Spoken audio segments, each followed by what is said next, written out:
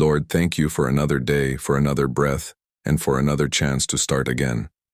Hindi man perpekto ang lahat, pero ramdam ko ang pagkilos mo sa bawat detalye ng buhay ko. Sa kabila ng pagod, uncertainties, at mga araw na parang ang bigat, nandyan ka pa rin, tapat, matatag, at hindi ako iniiwan. Thank you, Lord, for your provision, protection, guidance, and grace. Kung wala ka, hindi ko alam kung saan ako pupulutin.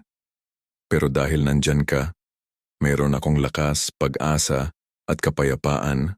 Today, I just want to say, salamat, Lord. Ikaw ang tunay na pahinga ng puso ko.